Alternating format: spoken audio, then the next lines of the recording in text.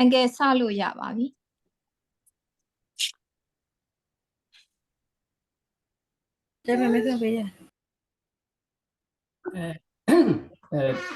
Isana, thank you for your introduction. Introduction လုပ်ပေးတာအားလုံးကြားကြတယ်နဲ့တူပါတယ်Isana မကြားလို့ရှိလို့ရှင်လည်း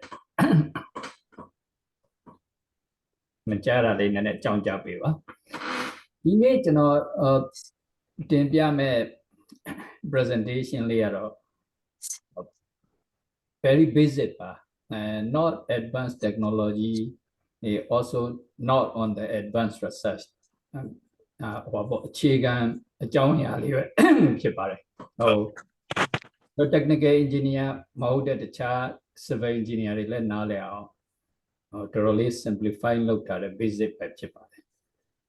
ဒီနေ့တင်ပြမဲ့ခေါင်းစဉ်ကတော့ seismic site classification and liquefaction assessment ဖြစ်ပါတယ်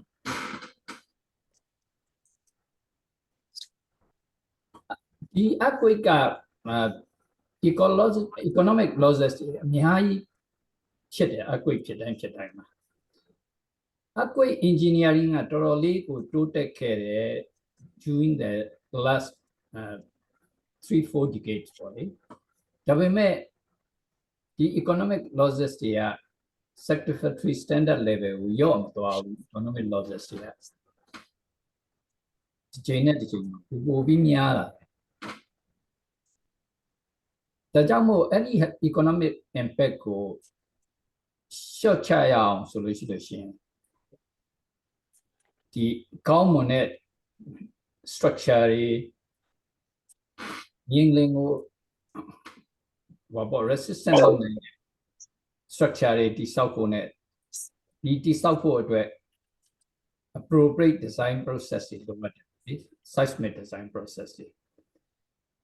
Federal Emergency Management Agency က2012မှာသူတို့ဘာကိုပြောလဲဆိုတော့ကျတော့ one of the most promising tools that can be used to reduce the damages and losses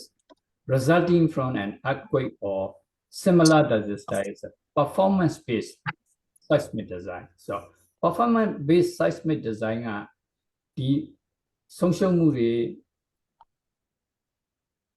ပျက်စီးမှုတွေကိုရော့ကျစေနိုင်တယ်ဆိုတော့အဆိုပြုတယ် earthquake ကြောင့်ဘာ hazard တွေရှိလဲဆိုတော့ ground shaking မြေကြီးတွေလှုပ်ခါတယ် liquefaction ဒီ soil တွေအရည်အဖြစ်ပြောင်းလဲပြီးတော့စီးဆင်းတယ်နောက် surface rupture ပေါ့မြေကြီးတွေအကွဲတယ်တခြား permanent deformation of ground မြေကြီးပျက်စီးတယ်ဒီ hazard တွေက life တွေကို affect ဖြစ်နိုင်တယ်လူတွေသေဆုံးနိုင်တယ် infrastructure built on the ground or in the ground ကိုဒီအဲ့ဒါတွေလည်းပျက်စီးနိုင် I said we're ready to go already. We're going down already. Yeah, something.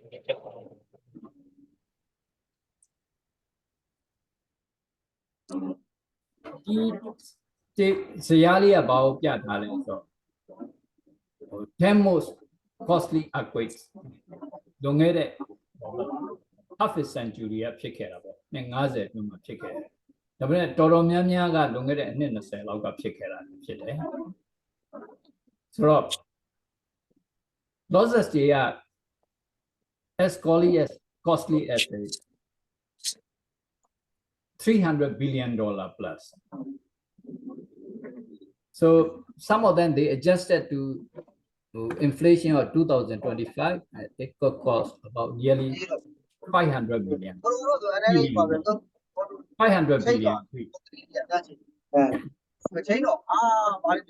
တော့ရှုံးနိုင် number 1ဘာပေါ့ costly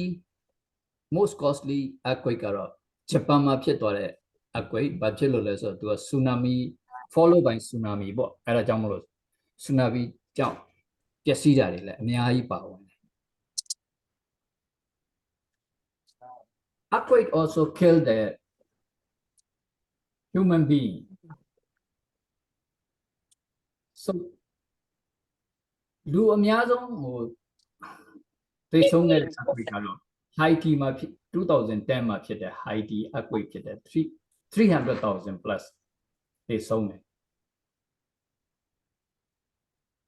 မြန်မာမှာအခုလက်ငင်းဖြစ်ပေါ်သွားတဲ့ 7.7 magnitude ရှိတဲ့ earthquake က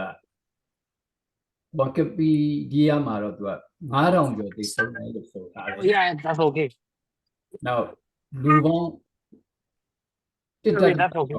Yeah. displace လုပ်တယ်လို့သူတို့တင်ပြထားပါတယ်ဒါပေမဲ့အတိအကျစီးစရာတော့ဘူးတဲ့ထိဒေတာရှိသေးပုံမကြပါဘူးဒါထက်ပိုများဖို့များတယ်လို့ယူဆတယ်ခုန performance based seismic design ကိုပြန်သွားအောင်ဘာကြောင့်မို့ performance based seismic design မှာ seismic site classification ကလိုအပ်ရတယ်ဆိုတာကိုကျွန်တော်နည်းနည်းလေးရှင်းပြပါမယ်ဒီ performance based design methodology allows engineer to design structures and non-structural components with a desired seismic performance for a specific level of hazards အဲ့ဒါကိုဒီမှန်ချက်ကိုပြည့်စုံအောင်ဆိုလို့ရှိရင် ground condition ကို identify လုပ်နိုင်လိုအပ်တယ်သို့မှသာ seismic လုပ်ကိုခံမှန်းလို့ရနိုင်တယ်အခြေခံအဖြစ်တော့ကြီးမားတဲ့ earthquake တွေကပျက်စီးမှုပုံမများတယ်ဒါပေမဲ့ပျက်စီးမှုပမာဏအဲ့ဒီ infrastructure တွေက competent ဖြစ်တဲ့ကျောက်တွေ competent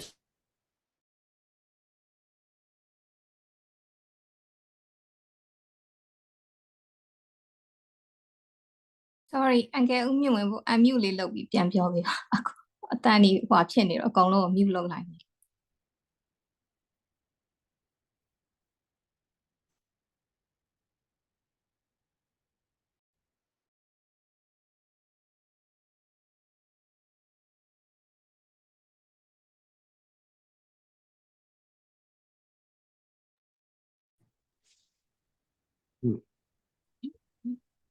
ဟုတ်အန်ကယ် unmute ဖြစ်သွားပါပြီ ခုနတစ်ခါမှမကြောက်ဘူး အော်ကြားနေရတယ်ဒါပေမဲ့တခြားအတန်ကြီးဝင်လို့ဟိုအကုန်လုံးကို mute လုပ်ပြလိုက်တော့အန်ကယ်ပါပါသွား ဟောဟုတ်ပြီ ဟုတ် အဲ့တော့ဘယ်နာပြန်စရမလဲ ဟုတ်ဘလောက်ဒီရတယ်အန်ကယ်တစ်စက္ကန့်အဲ့ပေါ့10 minute လောက်ပဲရှိတာအဲ့ဒါပဲဟွာဖြစ်သွား ဟုတ်ကဲ့ပြန်ပြီးတော့ကျွန်တော်ဒီ slide ကနေပြန်စမယ်ဒီ performance based seismic design ကိုအကောင့်ထဲပေါ်ဖို့ဆိုလို့ရှိရင် seismic site classification ကလိုအပ်လာတယ်ဒီ performance based seismic design methodology allows engineer to design structures and non-structured components with desired seismic performance for a specific level of hazards အဲ့ဒါကိုပြည့်စုံဖို့ဆိုလို့ရှိရင်ပြည့်စုံဒီမှန်ချက်ကိုပြည့်နိုင်ဖို့ဆိုလို့ရှိရင် ground condition ကို identify လုပ်နိုင်ဖို့လိုအပ်တယ်သို့မှသာ seismic လုပ်ကိုတိတိကျကျခံမှန်းနိုင်တယ်အခြေခံအဖြစ်တော့ infra ဒီ earthquake အကြီးတွေပေါ်ပေါက်တဲ့အခါမှာရှောက်တို့ competent ဖြစ်တဲ့ soil တွေပေါ့ hard soil stiff soil အဲ့ဒါတွေပေါ်မှာ dense soil တွေပေါ့အဲ့ဒါတွေပေါ်မှာတိဆောက်ထားတဲ့ infrastructure တွေကဆုံးရှုံးမှုနည်းပါတယ်ဒါပေမဲ့ soft soil တို့ loose soil တို့အဲ့ဒါတွေပေါ်မှာတိဆောက်ထားတဲ့ infrastructure တွေကပျက်စီးမှုဆုံးရှုံးမှုပိုပြီးတော့များတယ်ဒါကြောင့်မို့ seismic site classification has to be based on the ground condition so we need to understand the ground condition, and then we need to classify the classification of the site. So site classification or classify မလုပ်ခင်မှာ ကျွန်တော်တို့ performance level ဆိုတာလေးကိုနားလည်ဖို့နည်းနည်းလိုအပ်တယ် performance level က4 level ရှိတယ် မြင်ကလင်းလုပ်ပြီးတဲ့အချိန်မှာဒီ infrastructure တွေဒီ building တွေကဆက်ပြီးတော့ operate လုပ်နေနိုင်မယ်ဆိုလို့ရှိရင်ဒါ performance level တစ်ခု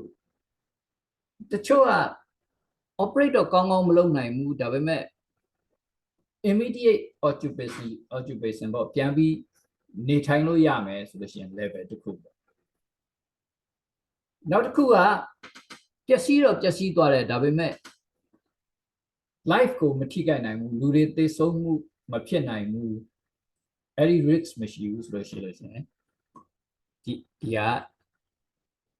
တတိယ level ပေါ့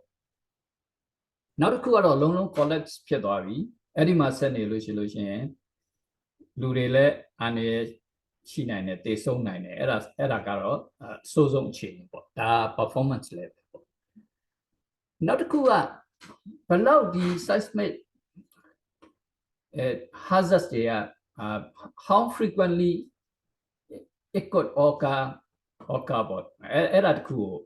တစ်ခါပြန်ပြီးတော့ကြည့်ရမယ်တကယ်လို့ within the 50 years မှာ 50% probability of the occurring the earthquake အဲ့ဒါကို frequent earthquake ကိုခေါ်တယ် normally return period 90ပတ်ဝန်းကျင်လောက်ရှိတယ်ဆိုတော့ခုဗမာပြည်မှာဖြစ်သွားတဲ့ခုလက်ရှိ 7.7 magnitude earthquake ကဒီ frequent နဲ့မှာပါနေတယ်သူက almost every 70 or slightly around 70 years လောက်မှာပြန်ဖြစ်တယ်ဆိုတော့သူ frequent နဲ့မှာပါတယ်တကယ်လို့ only 10% နဲ့ occurrence ဖြစ်နိုင်တယ် within 50 year မှာသူက rare လို့ခေါ်တယ် return period က nearly 500 very rare only 5% probability return period of 1000 extremely rare က around 2500 only 2% probability excessively rare 1% only happen in about 5,000 years so အဲ့ဒါပြီးတော့ကျွန်တော်တို့ site classification မှာသွားရင်မှာ important parameter တစ်ခုဖြစ်တဲ့ shear wave velocity ကိုနည်းနည်းလေးပြောမယ် shear wave velocity was introduced by the Borchardt and Glassmore in 1992သူကဘာလဲဆိုတော့ကျတော့သူကအပေါ်ပိုင်း30 meter thickness of the soil and rock မှာခီးသွားနှုံးလေးပေါ့အဲ့ဒီဟာနဲ့ပါတယ်ဒါကြောင့်မို့သူက BS 30လို့ခေါ်တယ် equation နဲ့သူ mathematically ပြောရမယ်ဆိုလို့ရှိရင်ဒီမှာပါနေတဲ့ equation ပဲသူကတော့ velocity ဆိုတော့ကျတော့သူက traveling time distance ဒါနဲ့ညီမျှတယ်ဆိုတော့ဒီ thickness တွေနဲ့ဆက်နွယ်နေတယ်နောက်ပြီးသူ့ရဲ့ခီးသွားနှုံးကိုတိုင်းတာထားတာဖြစ်တယ်ဆိုတော့ကျတော့ဒီဟာကိုသူက formation တစ်ခုစီအတွက်လည်း calculate လုပ်ပြီးလို့ရှိရင်အဲ့30 meter အတွင်းမှာရှိတဲ့ average velocity ကိုဒီ equation နဲ့တွက်လို့ရတယ်ဆိုတော့ဒါ BS 30လို့ခေါ်တယ်အကြမ်းမြင့်အဖြစ်တော့ပိုးပြီးတော့မာတဲ့ကြောက်တွေဆွိုင်းနေတဲ့မှာဒီ velocity ဟာမြန်သွားနိုင်တယ်မြန်သွားနိုင်တဲ့အတွက်ဒီ velocity မြင့်တယ်ပျော်ပြောင်းတဲ့ soft ဖြစ်တဲ့ soil တွေ loose ဖြစ်တဲ့ soil တွေမှာဆို velocity ကနည်းတယ်ဆိုအဲ့ဒီပုံမှာမူတည်ပြီးတော့ site ရဲ့ class ကို classification ကိုခွဲကြမယ်ဆိုတော့ကြည့်ကြအောင် ဒါကတော့ site classification အဖွဲ့ကသူ site designation ဆိုတဲ့ဟာကိုdesignate လုပ်ထားတာပါပဲတူတူပါပဲဒီမှာကြည့်လို့ရှိရင်အောက်ဆုံးကကြည့်လို့ရှိရင်သူက shear wave velocity အနည်းဆုံး140 meter per second နဲ့နေတာဟာလေတဖြည်းဖြည်းတက်သွားတာဟာ760ရအများဆုံးအဲ့ဒီ site designation ကအကောင်းဆုံး site designation ဖြစ်တယ်140မှာပဲသူကဘာတွေနဲ့ခွဲထားလဲဆိုတော့ကျတော့ plastic index တို့ water content တို့undrained shear strength တို့အဲ့ဒါတွေနဲ့ထပ်ပြီးတော့ခွဲထားတယ်အဲ့တော့ plastic index lower ဖြစ်မယ် moisture content and lower ဖြစ်ပြီးတော့ undrained shear strength က greater ဖြစ်မယ်ဆိုလို့ရှိရင်သူကနည်းနည်းလေးပိုကောင်းတယ်ဆိုတော့ဒါအခြေခံစပြီးတော့ designate လုပ်တာပေါ့လေဆိုတော့အဲ့ဒီနောက်မှာ2017 not very long ago အဲ့ဒီ site classification အတစ်ကို International Society of Soil Mechanics and Geotechnical Engineering propose လုပ်တယ်ဒါ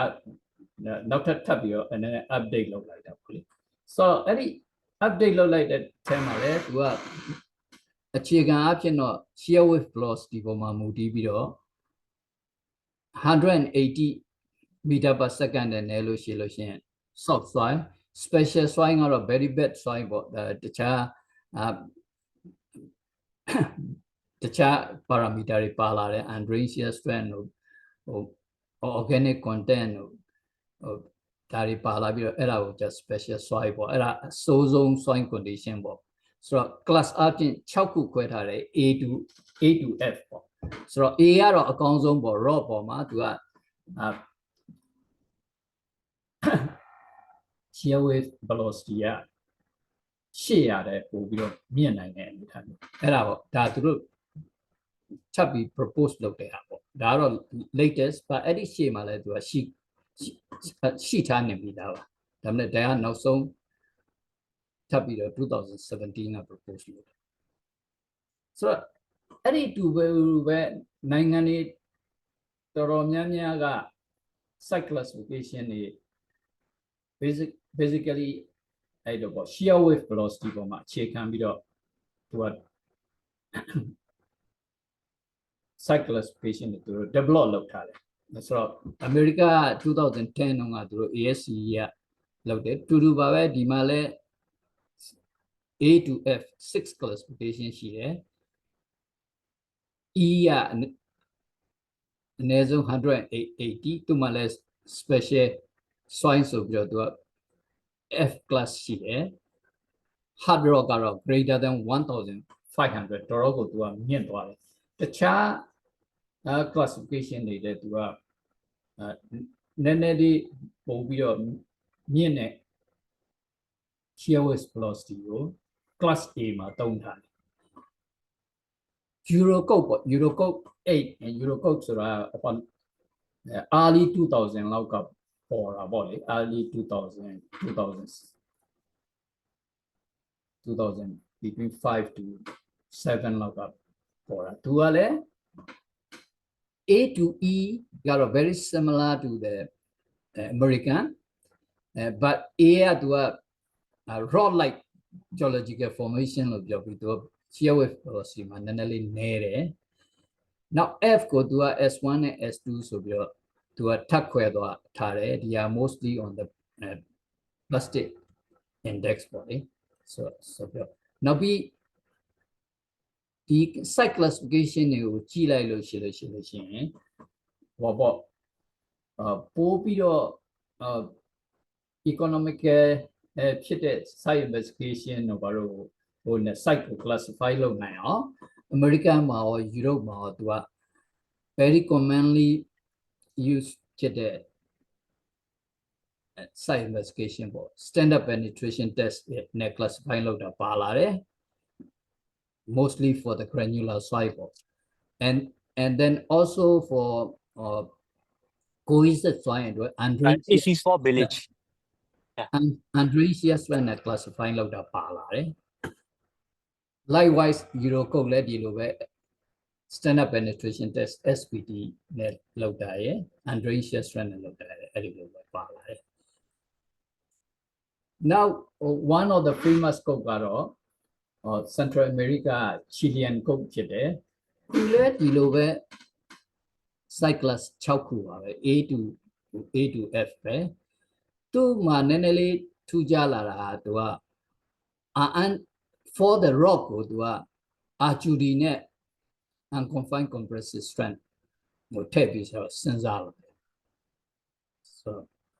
that is only relevant for the class B so ဒီအောက်ဆုံးကဒီဗလီကတော့ဘာကိုပြောလဲဆိုတော့အဲ့ဒီ famous 3 code ရဲ့ boundary line တွေပေါ့များသောအားဖြင့်ဒီအောက်ဆုံးကတော့တော်တော်လေးကိုတူပါတယ်အောက်ဆုံးဆိုတာဟုတ်အစိုးဆုံး soil နေပြောတော့လေDEF ကတော်တော်လေးကိုတူတယ်သူတို့က ABC မှာပဲနည်းနည်းလေးကွဲပြားတာပါပဲဆိုတော့ဒါကတော့ National Building Code of Canada ပေါ့လေသူကတော့ very similar ပဲ6ခုရှိတယ် A to F and then သူတို့လည်း Canada ကလည်း shear wave velocity ရဲ့ SPT ရဲ့ Andreas shear strength ရဲ့ဒါတွေပေါ်မှာပဲမူတည်ပြီးတော့သူ့ရဲ့ range လေးကတော်တော်လေး more precise ဖြစ်တယ် soft soil မှာဆိုလို့ရှိရင်သူက plastic index တို့ water content တို့ Andreas shear strength တို့ဟိုစဉ်းစားလာတယ်အဲ့ဒါတွေနဲ့နောက် liquefiable soil ဒါလည်း sensitive soil ဘာလို့ class F ထဲမှာပါတယ်အစိုးဆုံးနဲ့မှာပါဝင်လာတယ် and then collapsible weakly cemented soil ဒါတွေလည်း special soil နဲ့မှာဒီမှာတော့ Canada မှာတော့ other soil လို့ပြောတယ်ဆိုတော့အဲ့ဒါတွေပါလာတယ်များသောအားဖြင့်ဒီ site classification လောက်တာဒီ mainly based on the in situ site investigation ပေါ်မှာမူတည်ပြီးတော့လောက်ကြတာများပါတယ်ခုနပြောသလို shear wave velocity test တို့ standard penetration test တို့ Andreas shear strength test တို့ RQD for rock so the Canada standards are very extensive so the site classification test လို့ကိုဘယ် method တွေနဲ့ investigation လုပ်နိုင်လဲဆိုတော့ဒီမှာကျွန်တော်အကြမ်းမြင်ပြောပြတော့ပါမယ်ခုနကတော့ပြောသလို site classification ကသူက based on the shear wave velocity ဆိုတော့ basically shear wave velocity ကို measure လုပ်အောင်ဘာတွေနဲ့ measure လုပ်နိုင်လဲဆိုတော့ very direct method ကတော့ bow တူးပြီးတော့ probe ချပြီးတော့ shear wave velocity ကို geophysical testing method နဲ့ level တိုင်းမှာလိုက်ပြီးတော့ step တိုင်းမှာလိုက်ပြီး measure လုပ်ပြီးအဲ့ဒီပေါ်ကနေသူက average out လုပ်တဲ့ statistical method တွေရှိတယ်အဲ့ဒီကနေ shear wave velocity ကို measure လုပ်ပြီးသူကခုနပြတဲ့ site classification definition နဲ့ compare လုပ်ပြီးတော့ site classify လုပ်တယ်နောက် soil နဲ့မှာဆိုလို့ရှိရင်ဘာတွေသုံးနိုင်လဲဆို seismic cone penetrometer another one is seismic dilatometer အဲ့ဒါတွေကိုသုံးပြီးတော့ penetrate လုပ်ပြီးတော့ level တွေမှာ lower တဲ့ level တွေမှာ stop လုပ်အဲ့ဒီမှာ test လုပ်ပြီး shear wave velocity ကိုတိုင်းတာလို့ရတယ်နောက်တစ်ခုကတော့သူက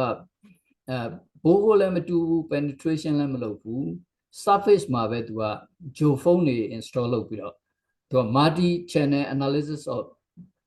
surface wave လို့ခေါ်တယ်အဲ့ဒီကနေလည်းဒီမှာပြထားတဲ့ drawing မှာပြထားတယ်အဲ့ဒီမှာလည်း shear wave velocity ကိုသူက interpret လုပ်လို့ရတယ်ဒီ graph လေးကပါ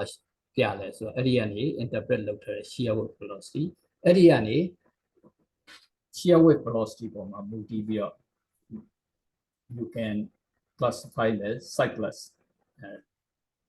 directly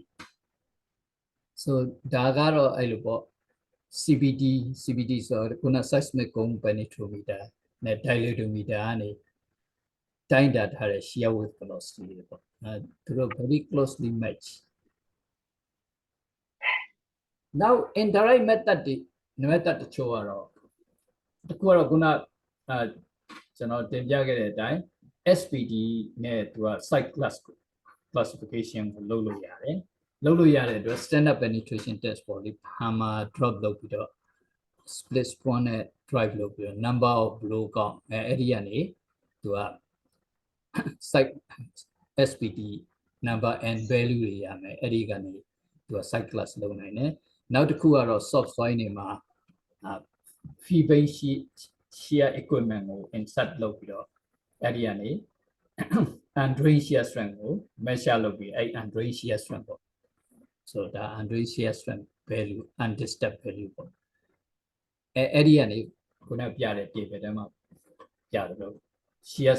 strength ရဲ့ magnitude ပေါ်မှာမူတည်ပြီးတော့ site class ကိုဟောပြမယ်နောက်တစ်ခုကတော့သူက direct measurement လို့လဲဆိုနိုင်တယ်အဲ့ဒါတွေကတော့သူကဘိုးဟိုတူပြီးတော့ဘိုးထဲမှာပဲ either cross hole seismic or down hole seismic and အဲ့ဒီ seismic measurement လုပ်ပြီးအဲ့ဒီကနေ shear wave velocity ကိုဟို interpret လုပ်ပြီးတော့အဲ့ဒီကနေ site classification လုပ်နိုင်ပါတယ်ဆိုတော့ဒါတွေကတော့အခြေခံကြတဲ့နည်းတွေပေါ့ဆိုတော့ဒါကြောင့်မို့ဘာ infrastructure ပဲတိဆောက်ပေါ့ကိုယ့်ရဲ့ specific site ရဲ့ site class ကိုတည်ဖို့ဆိုလို့ရှိရင် geotechnical investigation ကို carry out လုပ်ရမယ် geotechnical investigation ကို carry out လုပ်ပြီးတော့ either from the standard penetration test or undrain shear strength test or direct measurement of shear wave velocity အဲ့ဒီကနေ site class ကို determine လုပ်လို့ရတယ်အဲ့ဒီလို determine လုပ်ပြီးတဲ့အချိန်မှာအဲ့ဒီ site classification ကို report ကို structural engineer ကိုဟိုတင်ပြလိုက်တဲ့ချိန်တင်ပြလိုက်လို့ရှိလို့ချင်း structural engineer site class နဲ့တင့်တော်တဲ့ structural element နဲ့ arrangement of structural elements ကိုလုပ်ပြီးတော့သူကဒီငလျင်တန်ကို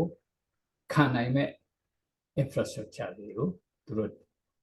design လုပ်နိုင်ပါတယ်အဲ့ဒါမျိုးလုပ်နိုင်ခြင်းအပြင်ဒီ infrastructure တွေရဲ့ဟိုပေါ့ damage တို့ဆုံးရှုံးမှုတို့ကာကွယ်နိုင်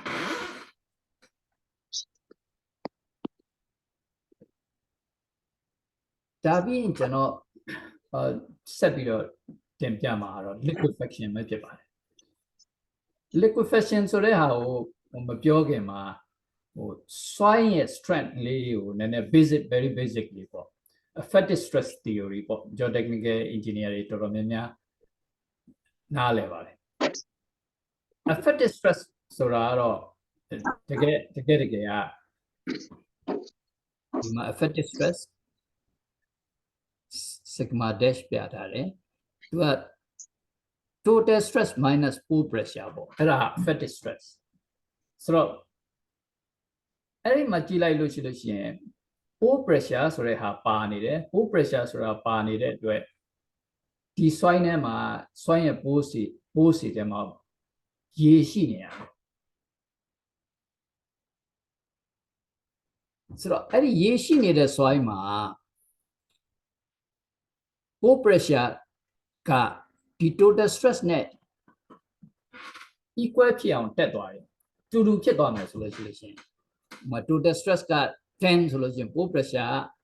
10 total stress က10 kPa ဆိုလို့ရှိရင် pore pressure 10 kPa ဖြစ်အောင်ဒီတက်လာတယ်ဆိုလို့ရှိရင်ဒီ soil မှာ effective stress မရှိတော့ effective stress မရှိရင်ဘာဖြစ်လဲဆိုတော့ soil ရဲ့ strength ကသူက effective stress နဲ့ cohesion နဲ့ပေါ်မှာမူတည်ပြီးတော့ရှိတယ်အဲ့တော့ effective stress 0ဖြစ်သွားလို့ရှိရင်ဒီ0က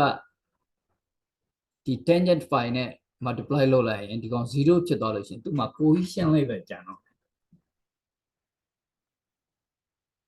ဆိုတော့ကျတော့ cohesion ဆိုတာ soft soil and with the mostly clay mineral ပါတဲ့ဟာတွေမှာပဲ cohesion ရှိကြတယ်များတယ်ဆိုတော့ဒီအောင်ကြည့်လိုက်တဲ့အတွက် effective stress ဆုံးရှုံးသွားပေမဲ့သူတို့မှာ cohesion ကျန်နိုင်တဲ့အတွက် effective stress ဆုံးရှုံးခြင်း liquefaction ကြောင့် effective stress ဆုံးရှုံးခြင်းအတွက် liquefy completely ဖြစ်ချင်မှာဖြစ်ဒါကြောင့်မို့ liquefy completely ဖြစ်တဲ့ soil နေရာပါ mostly ဘာဖြစ်လဲဆိုတော့ဘာမျိုးက liquefy ဖြစ်နိုင်လဲဆိုတော့သူက no or little fine content ပေါ့တဘောက effective cohesion မရှိတဲ့ soil နေသူက loose ဖြစ်ရမယ် loose ဖြစ်မှသူ့ရဲ့ strength ကနည်းနေတဲ့အတွက် resistant မရှိနိုင်ဘူးနောက် saturate ဖြစ်ရမယ် water အဲ့ထက်မှာရှိနေမှသာသူက pore pressure က dynamic forces ကြောင့် pore pressure increase ဖြစ်နိုင်တယ်ဆိုတော့သူကအဲ့ဒီ three condition နဲ့တိုက်ဆိုင်မှသာ liquefy ဖြစ်နိုင်တယ် no or little fine content they must be either loose and then no or little fine content means they must be a granular soil and then they must be loose also they must be saturated so that means it must be below the groundwater so either soil strength are directly related to the effective stress as I show in this second line of equation granular soil ma cohesion machine the terms are 0 ဖြစ်သွားမယ် C dash က 0 ဖြစ်သွားမယ် again if effective stress becomes 0 so in that case soil strength becomes 0 so that's why liquefaction happens so pore pressure ဘယ်လိုအချိန်တွေမှာသူက increase ဖြစ်နိုင်လဲဆိုတော့ when they were introduced by the either static force or dynamic forces so for the earthquake it is a dynamic forces earthquake induced a very significant amount of dynamic forces so that liquefaction if we define the liquefaction is the loss of shear strength in cohesionless soil subject to dynamic loading such as earthquake so there's are two types of liquefaction the flow liquefactionကဘယ်ချိန်မှာဖြစ်လဲဆိုတော့ static shear stress of the soil and shear strength of the liquefiable soil တဲ့ပိုလာတဲ့အချိန်မှာ flow liquefaction ဖြစ်တယ်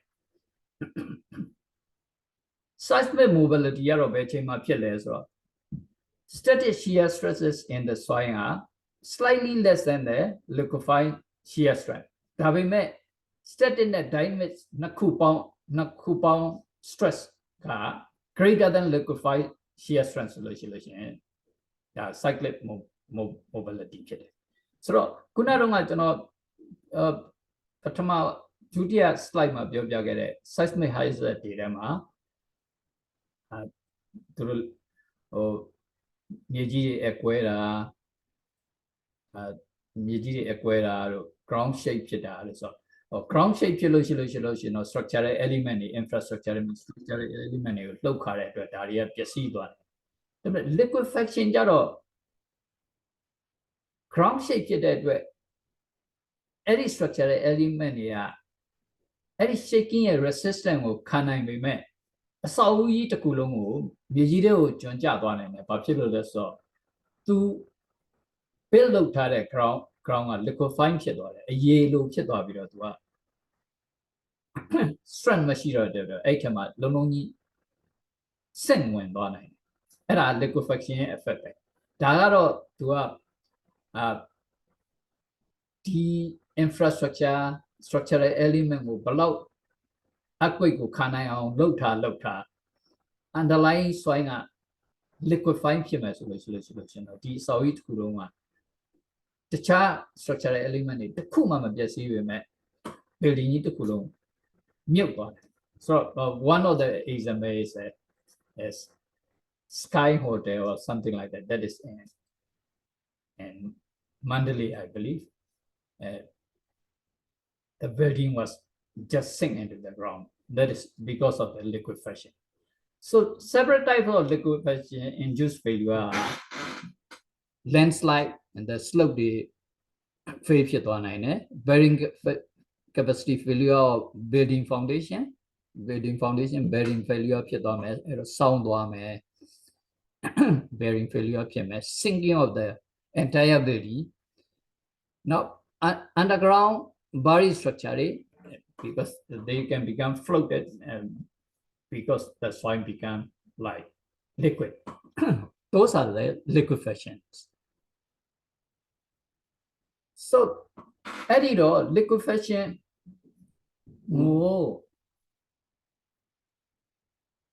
resistant ဖြစ်အောင်အဲ့ဒါအတွက် building တွေမပျက်စီးအောင်ဆိုလို့ရှိရင်ဘာလုပ်ရမလဲဆိုတော့ liquefaction potential assessment every about specific site develop လုပ်မယ်ဆိုလို့ရှိရင် liquefaction assessment လုပ်ရမယ် whether the site has a high potential of liquefaction အဲ့ဒီဟာကိုလုပ်ဖို့အတွက် liquefaction potential ရှိနိုင်တဲ့နေရာတွေကိုပြတာတဲ့ seismic စုံမဲ့တချို့တွေက seismic hazard map လို့ခေါ်တယ်။တရားတွေကိုနိုင်ငံတိုင်းမှာနိုင်ငံတော်တော်များများမှာ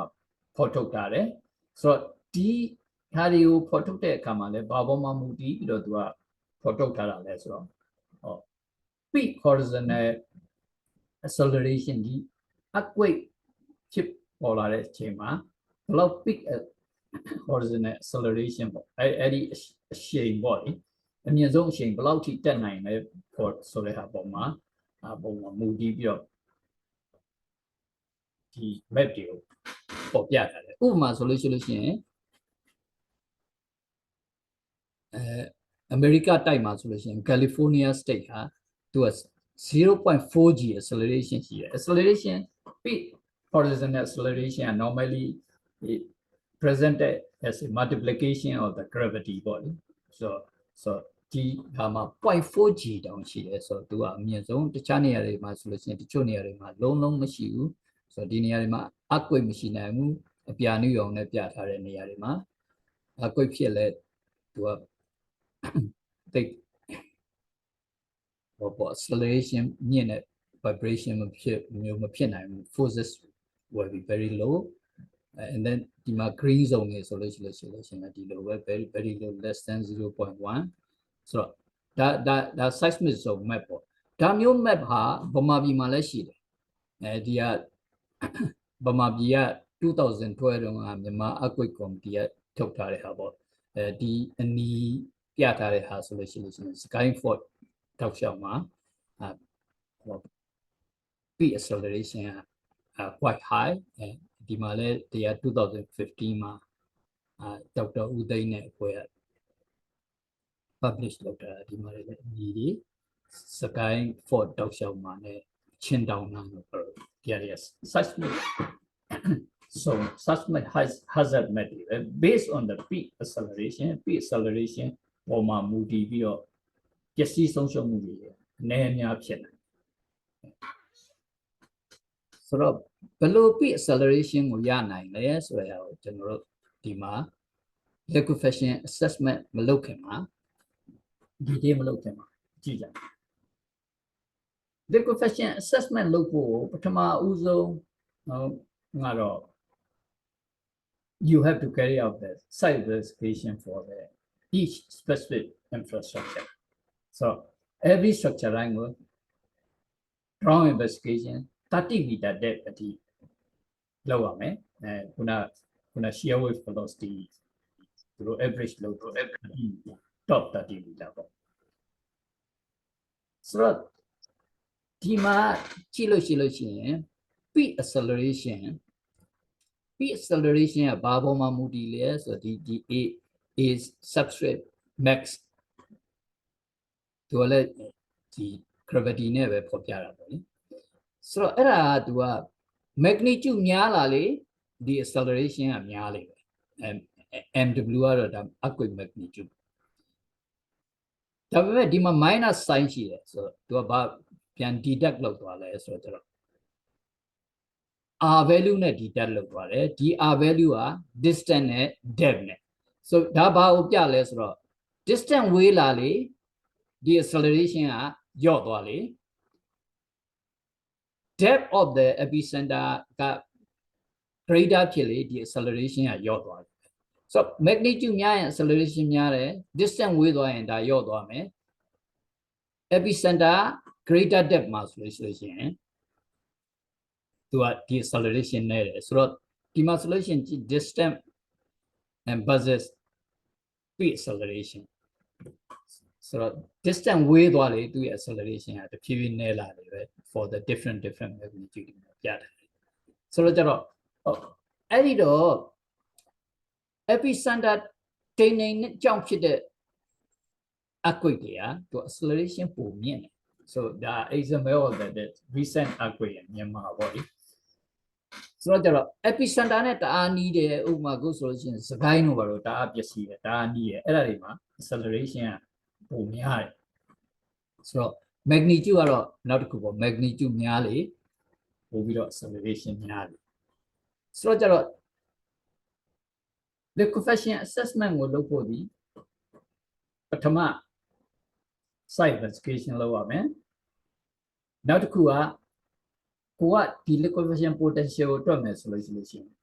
ကိုလုပ်တဲ့နေရာဒီ fault zone နဲ့ဘယ်လောက်ဝေးတယ်အဲ့ဒါကိုသိထားဖို့လုပ်မယ်နောက်ပြီးအဲ့ဒီနေရာတွေမှာဖြစ်တတ်တဲ့ earthquake တွေကဘယ်လောက်အနက်ကလာဒါကိုနားလေရနောက်ပြီးဘယ်လောက် magnitude of the earthquake are very common for that particular type of fault ဆိုတဲ့ဟာကိုလေ knowledge ရှိရမယ် so အဲ့ဒါတွေကိုရွေးပြီးတော့ horizontal peak acceleration ကိုတွက်ချက်ဆိုတော့စကိုင်းဆိုလို့ရှိရင်သူ့ရဲ့ epicenter very shallow စကိုင်းက distance are very close to the epicenter earthquake ကစကိုင်း fault ဖြစ်လို့ရှိရင်သူမြန်မာနိုင်ငံမှာဆိုလို့ရှိရင်every 15 year မှာ magnitude 7 နဲ့ပိုတဲ့ magnitude 6တဲ့ပိုတဲ့ဟာတွေက every 6 year လောက်မှာဖြစ်တယ်ဆိုပြီးတော့သူတို့ performance records တွေရှိနေပါတယ်ဆိုတော့ acceleration အကွေ့ကြောင့်ဖြစ်မဲ့ acceleration ပထမ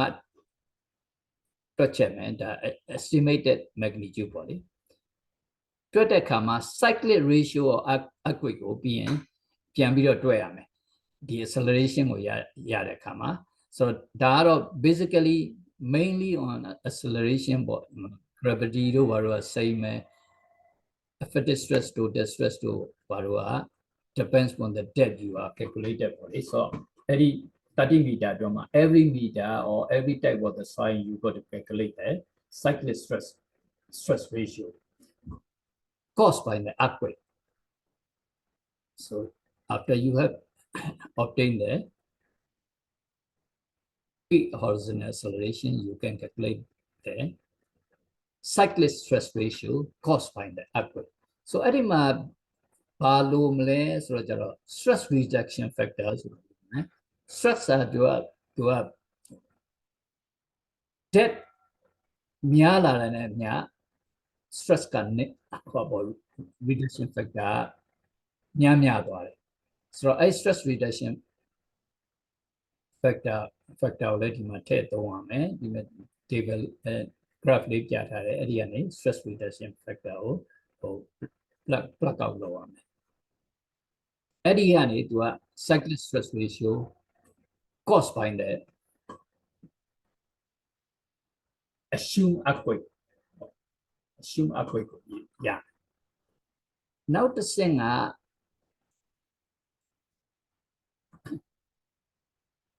any specific site မှာဘယ်လောက်liquefaction resistance ရှိလဲဆိုတဲ့ဟာကိုတွက်ဖို့ cyclic stress ratio for that specific site ကိုတခါ ပြန်ပြီးတွက်ချက်အဲ့လိုတွက်ချက်ဖို့သူက equation ကိုကျွန်တော်မပြတော့ဘူးဒီမဲ့ cyclic stress ratio နဲ့ institute test တွေပေါ့ဒါ standard penetration test နဲ့ cyclic stress ratio cost for the magnitude of 7.5 ကိုပြထားတယ်အဲ့ဒီကနေတခါတည်း interpret လုပ်ပြီးတော့ value ကိုယူလို့ရတယ်ဒီကလည်း SPT for different fine content ပေါ့တချို့ slide တွေမှာ fine content ပါလာမယ်ဆို different fine content အဲ့ဒီလိုပဲ SPT မဟုတ်ဘဲနဲ့ CPT ပေါ့ cone penetration test carry out လုပ်မယ်ဆိုလို့ရှိရင်အဲ့ဒီကနေသူက cyclic stress ratio for the magnitude of 7.5 for the your particular specific site ကိုရနိုင်ဆိုတော့ဒါကတော့သူ D50 value ပေါ့safe analysis လုပ်ပြီးလို့ရှိရင် D50 value ရပါတယ်အဲ့ဒီကနေ different D50 value ပေါ်မှာမူတည်ပြီး relationship ရှိဆိုတော့ခုအဲ့ဒီဟောပေါ့ liquefaction ဟောပေါ့ assistant cyclic ratio so that means the cyclic stress ratio which can cause a liquefaction for that your specific site အဲ့ဒါက तू က magnitude of 7.5 အတွက်ပဲ तू က theory မှာပေးထားတာရှိတယ် magnitude of 7.5 ဒါပေမဲ့ဒီ infrastructure တိဆောက်မဲ့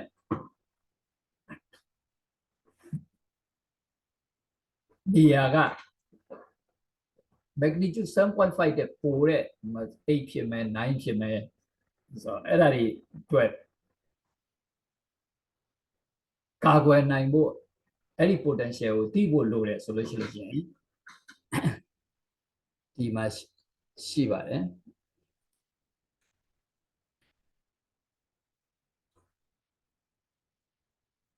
သူ scaling factor ဆိုတာရှိတယ်ဒီမှာဒီ symbol scaling factor ပဲဆိုတော့အဲ့ဒီ scaling factor ပေါ်မှာ scaling factor ကိုသုံးပြီးတော့ scaling factor ဒါဒီမဲ့ scaling factor for different magnitude ပေါ့ between 5 to 9အဲ့ဒါပေါ်မှာမူတည်ပြီးတော့ scaling factor 0.5 to 3တွင်မှာရှိတယ်ဆိုတော့အဲ့ scaling factor နဲ့ multiply လုပ်လို့ရှိလို့ရှိရင်ကိုဟောပေါ့တွက်ချက်ခြင်းနဲ့ magnitude မှာရှိတဲ့ cyclic stress ratio which can cause the liquefaction အဲ့ဒီဟာကိုရဒါ equation ရဲ့ဘယ်ဘက်ချမ်းမှာရှိတဲ့ဟာဒါ magnitude 8နဲ့လည်းတွက်9နဲ့လည်းတွက်လို့ရတယ်ဒီ scaling factor နဲ့ multiply လုပ်အဲ့တော့ cyclic stress ratio which can cause the liquefaction this substrate n အဲ့ဒါကိုခင်ဗျရမယ်အဲ့ဒါကိုရလို့ရှိရင် factor of safety ကိုတွက်လို့ရတယ် factor of safety is the ratio of the seismic stress which can cause the liquefaction and seismic stress ratio which caused by the specific earthquake at the bottom so you will get the factor of safety. Factor of safety lower than 1 will cause you the liquefaction. So if cyclic stress ratio is lower than the actually seismic ratio which can cause the liquefaction,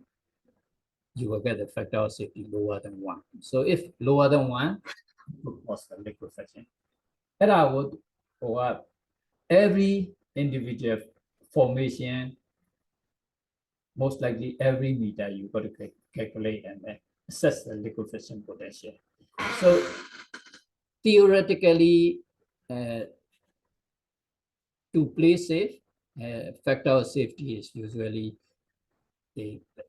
accepted as a little bit higher level between 1.25 to 1.5. So that is a assessment of the potential of the liquefaction. So this is when liquefaction happens, soil boil it, and then because they become the, pours water between the soil, increase the pore pressure. Because of that, these black spots are affected stress because there's the soil grains are touching because of that friction. You have a fatty stress, but when liquefying, and they are floated in the water, and then they can become liquefying. So at the time, all the infrastructure and they could sink. This is because of liquefaction. Their structural element not damaged, but they sink because of the liquefying of the ground. So this, all the vehicle and all that, they can sink. So what are the remediation option, prevention, improvement option for these loose soil, loose granular soil? There's a few methods which can, improve the ground to remediate this situation. One is the densification of the granular soil. So you can densify the granular soil, by dropping the heavy hammer onto the ground and then densifying it. So if densifying, that soil strength will be increased, and then also the SPD low count will also increase. Now to go at deep vibroconversion. And so deep vibroconversion, they inserted the help or the water, they penetrated, and then upon the retraction, they vibrated and then compared it. Another one is called molar resonance compression. That is also inserted the flexible probe into the ground, and then they shake it to rearrange the soil to the denser condition. Now to destroy or solidify cement limes and all that injected and then mix it with the cement lime, and then they become solidified, and then also solidifying with a stronger cohesion. So that soil mass strength will be increased, and then they can be resistant to the liquefaction. Now to go up, liquefaction pore pressure ကြောင့်မို့လို့ increase ဖြစ်တဲ့အတွက် liquefaction ဖြစ်ပေါ်တယ်။အဲဒီတော့ pore pressure increase မဖြစ်အောင်ဆိုလို့ရှိရင် stone column တို့ပါလို့သူ install လုပ်လို့ရတယ်။ stone နေရာသူတို့မှာ very highly permeable. So by installing the stone column, pore pressure can quickly dissipate. That's why liquefaction may not occur. Another one is if groundwater is not there, it won't liquefy because no pore pressure. So you can lower the groundwater level. Other one is like installing the, prefabricated barricade drain in the soft soil. You can also install in the fine-grained granular soil. So by installing prefabricated barricade drain, increased pore pressure can be dissipated through the prefabricated barricade drain. So those are the kind of improving ground to be able to withstand the liquefaction. So to summarize, in order to implement performance-based design, considering earthquake, understanding of ground condition is required. Based on the past information of performance of the ground, it was found that several damages were found where soft and loose soil are found underlying. Less damages were noticed where hard, dense, or very stiff soils are found underlying. Competent soil heavy, high shear wave velocity, high standard penetration blow counts, high andresia strength. Therefore, site classes were mainly based on the above strength parameter. Engineers are required to design structural element with appropriate features to be able to withstand the earthquake magnitude in accordance with site class. Liquefaction is a loss of soil strength due to the dynamic forces. It could happen to low granular soil with no or liquefied and which is also saturated with water. Greater the magnitude of the earthquake, closer to epicenter and source is shallower, greater will be the peak horizontal acceleration. Cyclic stress ratio of earthquake is greater when peak acceleration is higher at specific location from the source. Liquefaction occurs when cyclic ratio caused by earthquake is equal to or greater than cyclic stress ratio of soil, which could cause liquefaction. There are many ground improvement methods which can minimize liquefaction potential.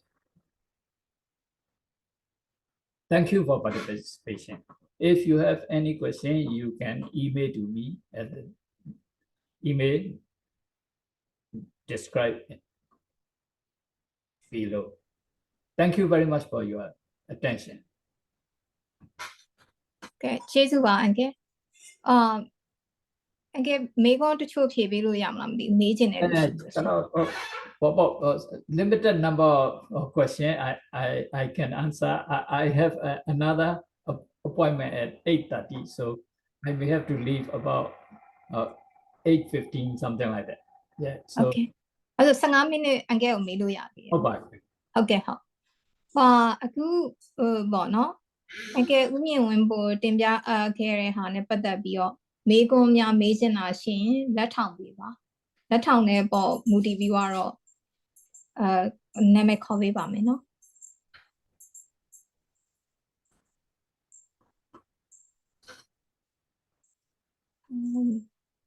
အန်ကယ်မေးခွန်းမေးတဲ့သူကတော့ဘယ်သူမှမရှိဘူးဟိုအဖြစ်ရင်တချို့လက်မထောင်တက်လို့ရှိရင်မိုက်ခရိုဖုန်းဖွင့်ပြီးပြောပေးပါလို့ဖြစ်နိုင်တယ်အန်ကယ်15မိနစ်ရှိသေးတယ်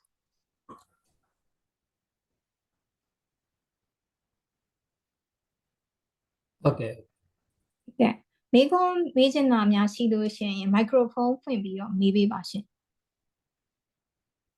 unmute လုပ်ပြီးတော့မေးပေးပါ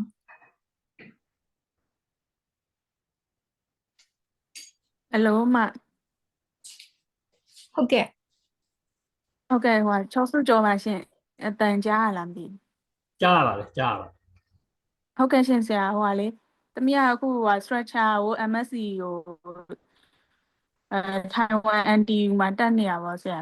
အဲ့မှာတမီးဟို concern ဖြစ်တဲ့ဟာလေးတခုကဆရာဒီ ground rupture တက်တဲ့နေရာမှာဆိုရင်ပေါ့နော်ဆရာဟိုဒီ foundation design ကဘယ်လောက် performance level လောက်ထိtarget လုပ်ပြီးတော့ design လုပ်လို့ရလဲပေါ့ပြီးတော့ challenge အများများဖြစ်မလားပေါ့နော်နောက်တစ်ခုဒီအခုဟိုမြန်မာနိုင်ငံမှာဖြစ်သွားတဲ့ဟာတွေဆိုရင်တွေးလိုက်ကြည့်ကြည့်တော့ကြတော့လေသူရဲ့ဒီ collapse ဖြစ်သွားတဲ့ဟာက ground rupture တက်တဲ့မှာဆိုလို့ရှိရင်ဒီ structure element တွေကတိတ်မထိဘူးဆရာအဲ့လိုလေဥပမာအိမ်ကဟိုအဲ့ဟို for ရဲ့ဟာကိုကန်လန့်ဖြတ်ပြီးတော့စောက်ထားရဆိုလို့ရှိရင်အလုံးလိုက်လေးကွဲသွားတာပေါ့ဆရာဟိုအခုဒီမန်လေးတို့ဘာလို့မှဖြစ်တယ်လို့မျိုးပြိုကျတာမဟုတ်ဘဲနဲ့အဲ့လိုအလုံးလိုက်ကွဲသွားတာဆိုတော့နောက်အဲ့လိုထမ်းမင်းနေပါလေဆိုလို့ရှိရင်လေအဲ့မြေကြီးတက်တဲ့မှာဆိုလို့ကွဲသွားတဲ့ဟာမျိုးတွေဖြစ်တော့လေသူ့ရဲ့အဲ့ဒီ rupture တက်တဲ့ behavior လေးနဲ့နောက်ပြီးတော့အဲ့လိုမျိုးနေရာမှာdesign လုပ်ထားတဲ့ဒီ high rise structure တွေရှိလားပေါ့ဆရာရှိရင်လေဘယ်လောက် target ထိဘယ်လောက် performance ထိ target လုပ်ပြီး design လုပ်လို့ရမယ်ပေါ့အဲ့ဒါလေးသိချင်တာပါဆရာဟုတ်အဲ့ဟို target performance ကတော့ဒီတခုကခုနကကျွန်တော်ပြောခဲ့သလိုဟိုဒီနေရာတွေမှာ block magnitude ရှိတဲ့ earthquake ဖြစ်ပေါ်နိုင်လဲဆိုတာအဲ့ဒါ past history of performance ပေါ်ဟို statistics ပေါ်မှာမူတည်ပြီးတော့အဲ့ဒီဟာတခုကိုအရင်ဆုံးဖြတ်ရမယ်7.5 ဖြစ်နိုင်လား8ဖြစ်နိုင်လား9ထိဖြစ်နိုင်လားအဲ့တော့9ထိဖြစ်နိုင်တယ်ဆိုလို့ရှိရင် frequency ကဘယ်လောက်ရှိလဲဒီ9ကvery frequent လား15 years တိုင်းမှာဖြစ်မှာလား30 years တိုင်းမှာဖြစ်မှာလားအဲ့တော့ကိုကစောက်တာ design period ကဘယ်လောက်အတွက်စောက်တာလဲအဲ့ဒါတွေပေါ်မှာမူတည်ပြီးတော့ဟိုက magnitude of earthquake ကို ကို assume လုပ်မဲ့ magnitude of earthquake ကို select လုပ်ရမယ်အဲ့ဒါပေါ်မှာမူတည်ပြီးတော့ magnitude of earthquake ပုံမှာမူတည်ပြီးတော့ select လုပ်ပြီးတော့နောက်တစ်ခုက site classification investigation နဲ့ site classification ကိုတစ်ခါပြန်ပြီးတော့ classify လုပ်ရမယ်ဒီက F လား E လားအဲ့ဒါပေါ်မှာမူတည်ပြီးတော့ structural engineer တင်တော်တဲ့ structural element တင်တော်တဲ့ structural combination arrangement and all that ဆိုတော့ဒီ number တွေကိုလည်း structural code မှာပေးထားတာပဲဆိုတော့ကျွန်တော်ကတော့ structural engineer မဟုတ်တော့ကျွန်တော်အဲ့ဒါကိုအသေးစိတ်သွားတော့ဆိုတော့ site classification geotechnical engineer ပေးလို့ရှိရင် structural engineer should be able to select the suitable element of the structural element and the arrangement of the structural detail အဲ့ဒီလိုပဲလုပ်ရပါမယ်ဒါပေမဲ့ liquefaction ကြောင့်ဖြစ်တဲ့တစ်ခုလုံးစင်သွားတာမျိုးကြတော့သူကဒီsite classification တစ်ခုတည်းတက်နေမလို့အောင်တော့ liquefaction assessment ကိုလုပ်ရမယ်လုပ်ပြီးတော့ဒီ liquefaction assessment က liquefaction potential ရှိနေတယ် very low factor of safety ဆိုလို့ရှိရင် ground mass တစ်ခုလုံးကိုဟုတ်ကဲ့ဗမောက်တောင်ပြဆိုတော့ခုနကကျွန်တော်ပြောပြတဲ့ပြလို့ရတယ်လေညီမဘယ်လိုလက်ချက်ထဲမှာဝင်ပြမှာလားဆိုတော့ခုနကကျွန်တော်ပြောတဲ့ ground improvement method တွေနဲ့ ground improve လုပ်ရမယ်ဆိုတော့ကျတော့ဒါတဲ့ပို့ပြီးတော့ expensive ဖြစ်ပြီးတော့ပို့ပြီးတော့တည်ကြတဲ့ method တွေလည်းရှိနေတယ်ခုနကကျွန်တော်ပြောခုနတင်ပြထားတဲ့ဟာတွေက most economical and most practical method okay ကျွန်တော်ဖြေတာလုံလောက်တယ်နဲ့ယူဆပါတယ်နောက်ထပ် question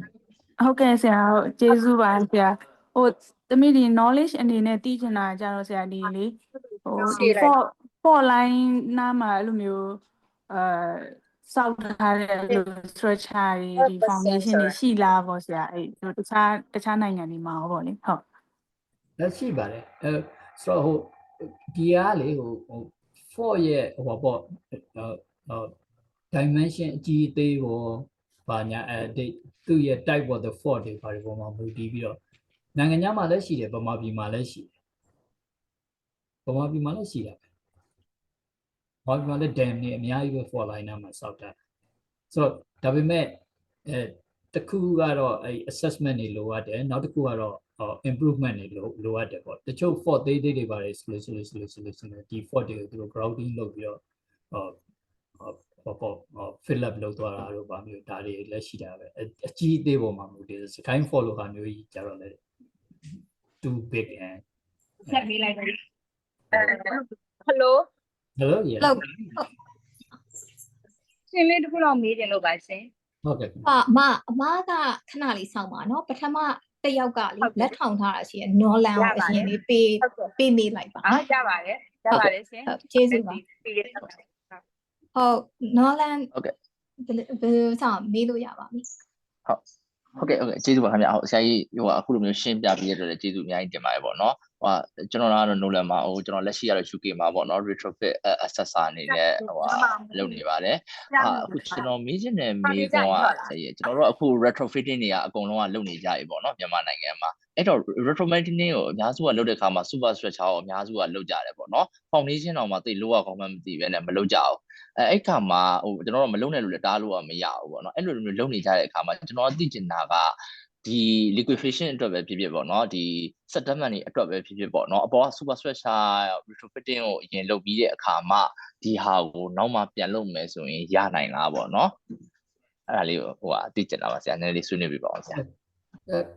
ဒါတော့ဟိုခင်ဗျ building ဆောက်တယ်လို့ပေါ့ building ဆောက်တော့ဘာအရင်ဆောက်လဲ foundation ပဲအရင်ဆောက်တာပဲ foundation ဆောက်တကယ် liquefaction တို့ဘာလို့ဖြစ်ကြောင့်ဖြစ်တယ်ဆိုလို့ရှိရင် foundation ကိုအရင်လုပ်တင်မယ်ဆိုတော့ infrastructure ကိုပြင်ပြီးမှ foundation ပြန်လုပ်လို့ရှိရင် you will find many difficulty so the infrastructure ပြင်ပြီးတော့မှ foundation ကိုနောက်မှ underpinning လုပ်တာတို့ဘာလို့ဒါတွေကတော့ရှိခဲ့တယ်ဒါတွေကမဖြစ်လို့လုပ်ရတာ so if you have a choice you got to do the foundation first ဟုတ်ကဲ့ဒါဆိုရင်ဆရာကြီးအနေနဲ့ဆိုရင်တော့ဒီ retrofitting မလုပ်ခင်မှာပေါ့နော် temporary support နေပဲထားပြီးတော့မှဒီ ground နဲ့ပတ်သက်တဲ့ investigation နဲ့ site investigation ကိုလုပ်ပြီးတော့မှပဲsuper structure ကိုလုပ်တာဟိုအကြံပေးချင်တာပေါ့နော်ဆရာဟုတ်ကဲ့ပါဆရာဟုတ်ကျေးဇူးပါခင်ဗျာဟုတ် ဟုတ်အခုမစာစုအိုင်ဖုန်းဆိုတာမေးလို့ရပါပြီရှင် မဆစ်စစ်တိုင်းဟောဟိုပါလေဒီဆရာရှင်ကျမတို့ကလေဒီမှာ liquid cycles ကိုတက်တဲ့အခါမှာပေါ့နော်ကျမတို့မြန်မာပြည်မှာဆိုရင်တော့ကျမတို့က SPT value ပဲများသောအားဖြင့်ရတော့လေဒီ SPT value နဲ့ cycles ကိုတက်တဲ့အခါမှာကလေးတို့ဘာလို့တော့ဆိုရင်တော့မှန်လားပေါ့နော်ကျမတို့အဲ့ဒါလေးကိုသိကြပါတယ်ရှင် share weight value ရာဖတ်တယ်မရဘူးပေါ့နော်ကျမတို့ swine မှာကြတော့ CPT ကလည်းကောင်းကောင်းမရှိဘူးပေါ့နော်ကျမတို့မှာအဲ့လိုမျိုးလေးရှိတော့ ဟုတ်ကဲ့ အဲ့ဒါလေးကိုသိကြပါတယ်ရှင်ဟုတ်ကဲ့ ဟုတ်ကဲ့ဟို clay ထဲမှာဆိုလို့ရှိရင်ဟော undrained female shear strength အတက်တယ်ဘာလို့လဲဆိုတော့ SPD ကအထူးသဖြင့်ဟိုပေါ့ soft to ဟို firm clay မှာဘယ်တော့မှ SPD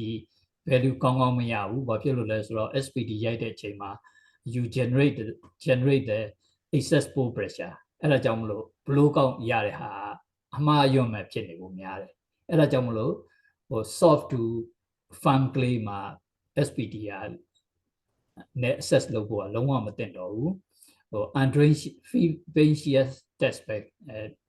ဟိုပြရမှာအဲ့ဒါပေါ်မှာမူတည် carry out လုပ်ပြီးတော့အဲ့ဒါနဲ့ပုံမှန်လုပ်မှရအောင် SPD နဲ့တော့လုပ်လို့ရှိလို့ရှင်တော့ very hopeless ပဲ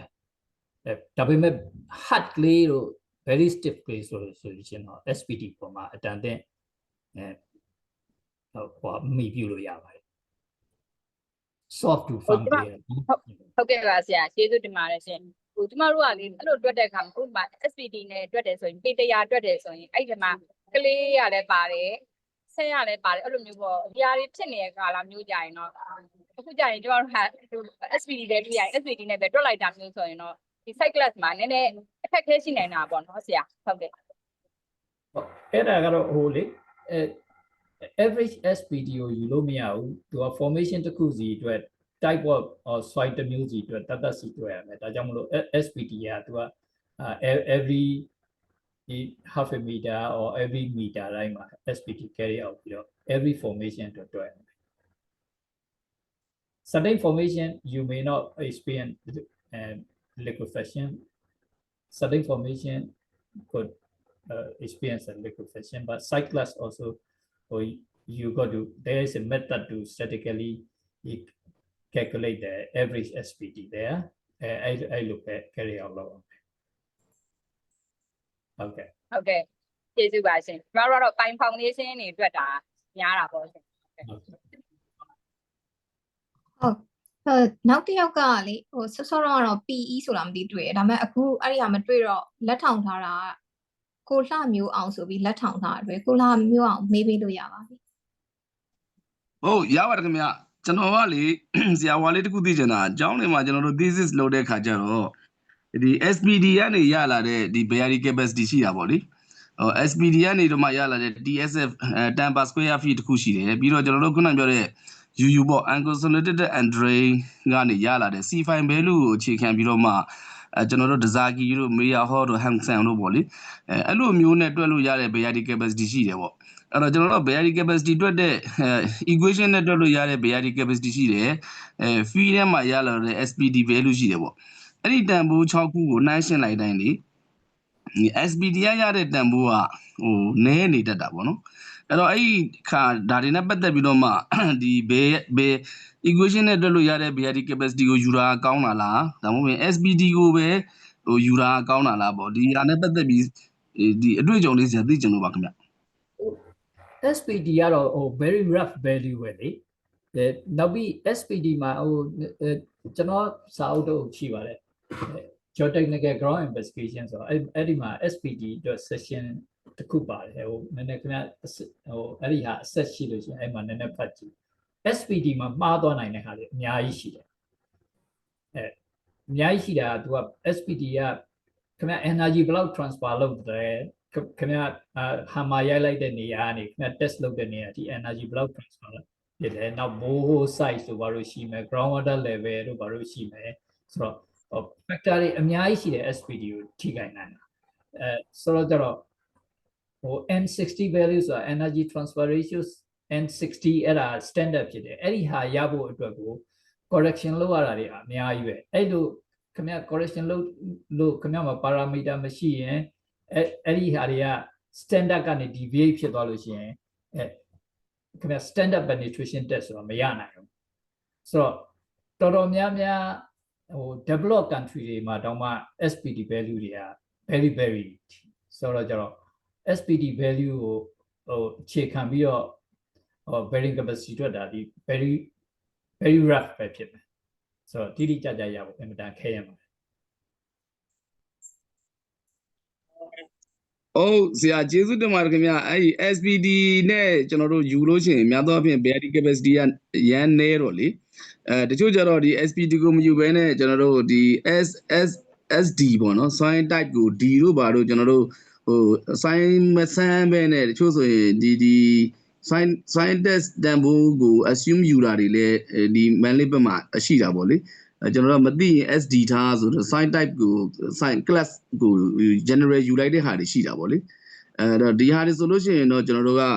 အခုနောက်ပိုင်းဆိုတော့ sign test တွေစမ်းလာမှထင်ပါတယ်များသောအားဖြင့်တော့မစမ်းမဲနဲ့ဒီ monthly မှာလက်ရှိဆိုရင်တော့110 per feet square ပေါ့ဟုတ်ကဲ့တတန်လောက်ကို assume လုပ်လိုက်တာတွေရှိတာပေါ့လေအဲ့တော့ဒီဟာတွေနဲ့လောက်တာတွေကဘယ်လိုတွေများအကျိုးသက်ရောက်မှုရှိစေနိုင်လဲပေါ့နော်အခုအဲ့လားလေးလဲဆရာအမြင်လေးသိချင်ပါတယ်ခင်ဗျဟိုကတော့ခင်ဗျားတို့တိတိကျကျလုပ်နိုင်လေကောင်းမွန်တဲ့ design ရလေနောက်ပြီးကျတော့တေချာချာဟိုပေါ့intensively investigate လုပ်နိုင်လေခင်ဗျားတို့မှာ parameter ကောင်းကောင်းရလေ most ဟိုပေါ့ effective design ခင်ဗျားတို့လုပ်နိုင်မှာပဲနှမဖြစ်ရင်ကတော့ most effective design ဖြစ်မှာမဟုတ်ဘူးဆိုတော့ ground investigation နဲ့laboratory testing တို့ဘာလို့ဆိုတာတည်ချာကို extensive လုပ်ဖို့ကောင်းတယ်အဲ့ဒါလည်းခင်ဗျာဟိုအဲ့ကျွန်တော်စာအုပ်ထဲမှာရှိပါတယ်ဟိုဘယ်လိုဟိုပေါ့ infrastructure မျိုးဆိုလို့ရှိရင်ဘယ်လောက်ဒီ site investigation လုပ်ရမယ်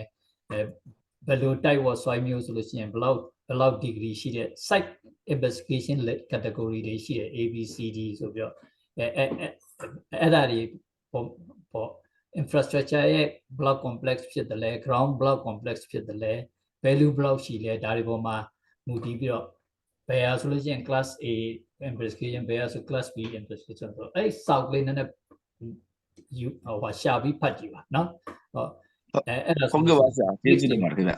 ရှာဖတ်လိုက်ပါမယ်ဆရာဟုတ်ပါပြီကျွန်တော်လည်းဟိုနောက် appointment တစ်ခုသွားစရာရှိလို့ကျွန်တော်ခွင့်ပြုပါအောင်ခင်ဗျတက်ရောက်ကြတဲ့လူတွေအားလုံးကိုကျေးဇူးတင်ပါတယ်ဟုတ်ကဲ့ thank you ဆန္ဒဟုတ်ကဲ့ဟုတ်နှစ်ယောက်ကြံနေကျေးဇူးပါဆရာဟို email လုပ်လိုက်ဟုတ်ကဲ့bye bye ကျေးဇူးပါဆရာဟုတ်ကျေးဇူးပါမေကုန်းမေးချင်တဲ့ပြီးရှင်